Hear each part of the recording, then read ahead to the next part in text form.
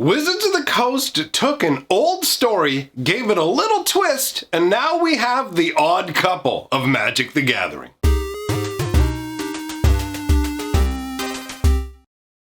Greetings, owners of fine luxury cardboard rectangles. We are here today to talk about two legendary creatures from Commander Legends that together tell a fun little story. On their own, they're cool enough cards, no question. But together, the flavor that's added in makes it a lot more fun. So we're going to be looking at two characters based on the old story of the rabbit and the turtle, or the hare and the tortoise, depending on how you know it, whatever. I'm not going to go into a big, long version of the story. We'll do it super simple. So you've got the rabbit who's being a jerk to the tortoise. And the tortoise is just like, hey man, you suck.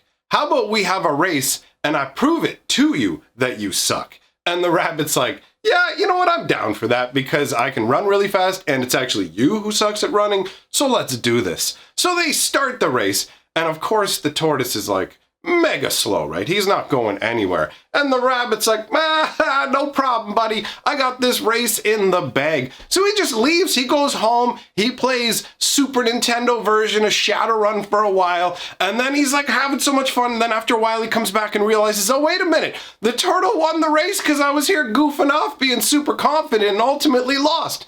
So that's the story. You know, obviously the tortoise ultimately ends up winning. But either way, Wizards of the Coast has built a story around this with their own version, right? So we shall take a look first at the tortoise, and that is Arcelos, the Lagoon Mystic. He is 1 blue, 1 green, 1 black, and 1 for a 2/4 legendary turtle shaman. Now, as long as he is tapped, other permanents enter the battlefield tapped, and as long as he's untapped, other permanents enter the battlefield untapped. So essentially, he sets the pace for what's going on. It's a very interesting concept and something that's not really done very often in Magic the Gathering, the whole tapped and untapped. I can control how your permanents enter the battlefield, especially with something that sets both when you're going to untap and tap your cards, right? That's pretty rare. But the idea behind Arcelos is supposed to be that he's this ancient, powerful tortoise shaman. Now, he's so old, he doesn't even know how old he is. And he'll spend incredible amounts of time just pulled up inside of his shell, just living the sort of slow, contemplative existence that he believes all beings should live. Now, the effect of him is so strong, his magic is so strong, that it actually affects everything. So everything around him moves at his pace. If you read the little descriptive blurb that Wizards gives about him, it talks about how basically you could go and ask him a question, just a simple yes or no question, and just be there for an hour before realizing, wait a minute, I've been here for an hour. He hasn't even answered me yet. But you totally chill with that pace. So it's that sort of level of infusement of the environment level power. But the magic doesn't affect one being, and that'll be the other card we talk about. So Arcelos' power does not affect the rabbit. The one rabbit folk that drives him crazy is not affected by his time-setting magic. Now, I actually really enjoyed the artwork on this card for a number of reasons. Arcelos looks cool himself. The setting behind him looks fantastic. I really like the trees, the plants that are behind him. They're kind of like gigantic lily pads on stalks, right? Like if you were to view them from above, I feel like it would look like lily pads, but normally lily pads clearly only grow in the water. So I like this sort of like half aquatic feel that it gives him, like the idea that he's at this lagoon and it's got this crazy aquatic life. I dig that. And then you've got the overall concept of his gear, where on one hand, you can see his staff. Because he's a shaman, right? He's going to have these kind of talismans that tie him to nature. So he's got a very simple staff that's made out of a tree branch, and you can see a few simple trinkets that are attached to it. But that's like massively simple in comparison to the shoulder piece armor he has, which feels fairly complex. It's a triple layered sort of thing. can't tell if it's made out of metal, but you can see almost this maelstrom of energy moving around inside it on top of the green energy that's glowing out of it as he's raising forth his hand. Is this sort of magic arm guard that he has here? Is that what causes him to influence everybody around him?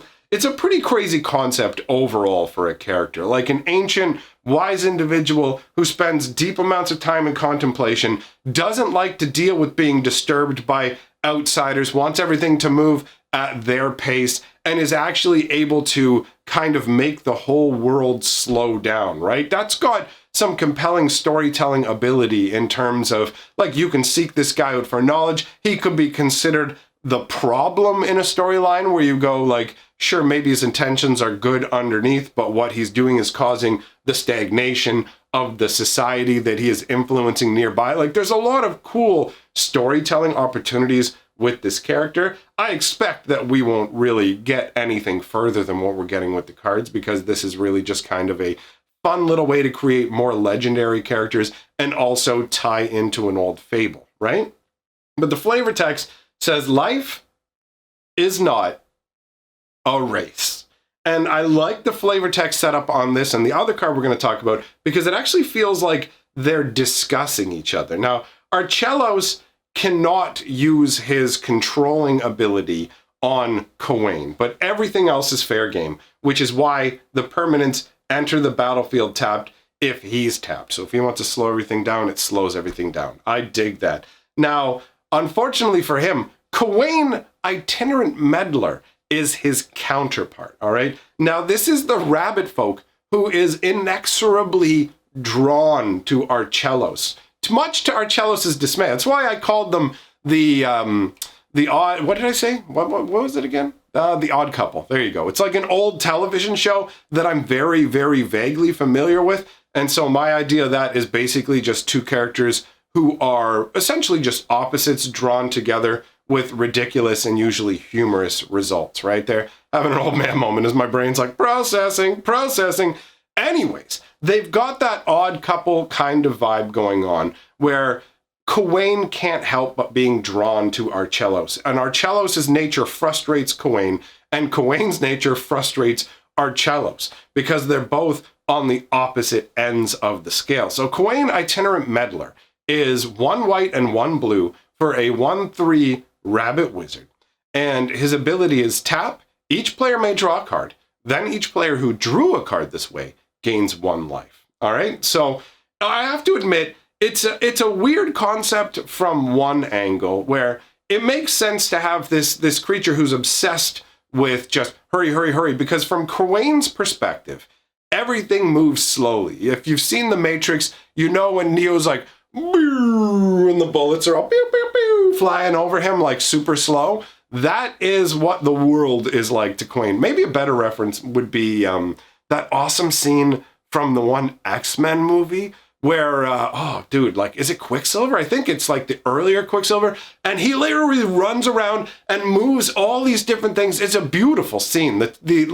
The slowing down of time and being able to move faster than everything else is illustrated so well in that scene. But regardless, that's how Kwain sees the world. Everything moves super, super slow to him, right? And that's part of what makes Arcelos so frustrating, is that Kwain wants the world to speed up and feels people who are moving at normal speed aren't going sufficiently fast enough for him. And Arcelos is over here moving at a glacial pace, and also, essentially from Kwain's perspective, infecting everybody with this overly slow sort of meditative state of being, which is not what Kwain favors. He's all about fast now, and that's why his ability is everybody can draw a card, everybody can gain a life. I mean, in one way, gaining a life slows the game down a bit because everybody, is like, okay, I'm a little bit harder to get rid of now.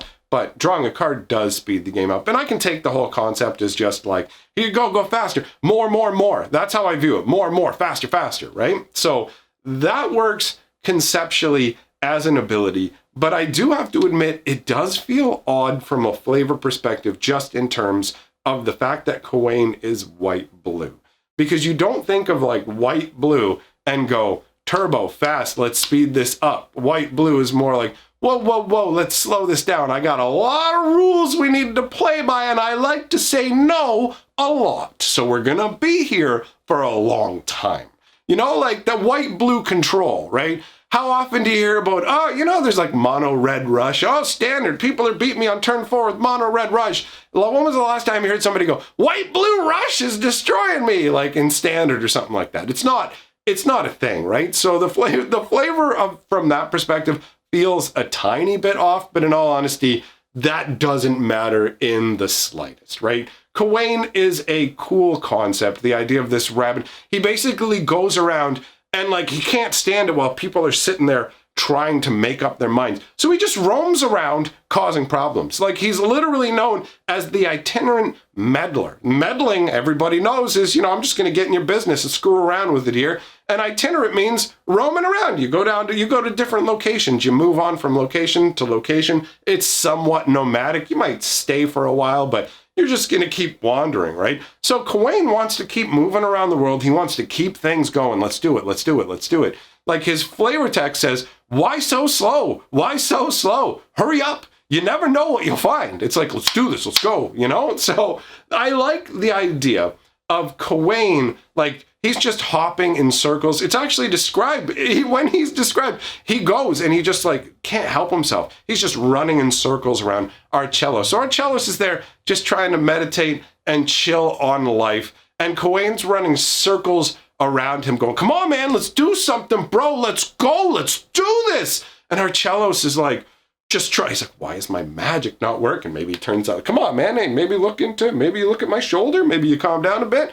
Man, and he's not even talking that fast. He's just like, life is not. And over here, Kwain's just dying, right? Every second that ticks by, he's like, yeah, life, okay, life, yep, life, life's what? Life's what? And then it's like, is not, okay, life, what is life not? What is life not? What is life not? And he's finally, a race. That's it? Yeah, I know. Oh my God. Okay. Can we just, I can't live like this. But Arcelos is sitting over there with this arrogant attitude of like, yo, I've been alive way longer than you. I'm going to be alive way after you're gone. So I'm just going to weather the storm and try and ignore you as much as possible. So I love the flavor behind these two guys. And the artwork for Kawain is great too. You've got him hopping through a darkened forest, this little like rabbit folk wizard. I really like that concept, and it's definitely different than the rabbit-esque moonfolk that we got when we went to Kamigawa, right? So it's a different concept. I find it funky. I like the glowing blue hands. He's just like, he's not even waiting. He's just like hopping along, got his magic ready. Like, come on, let's go. Let's do this. I got no more time. All right, my friends. So that's really all I have to say on these two cards. I thought it'd be really fun to talk about them. So let me know what you think in the comments below. I'm going to take a moment to say that if you enjoy magic flavor and lore, like if you like all that underlying stuff, my recommendation, if you haven't already, is to check out my other channel. It's Fantasy Geographic, and I know I put up links at the end of the videos, but I don't usually spend much time talking about what's going on over there. So I'm just going to take a second to let you know that over there right now, we're in the middle of the storyline of the greatest planeswalker of all time, like Urza. The story is absolutely epic. And planeswalkers, back in the day when these stories were told, had god-level powers. So the planeswalkers of today's era don't stand up. You have no idea. Old school Magic had stakes where characters ended up getting wiped out. Like, there are stakes in stories now for Magic, but in the old days, the stakes felt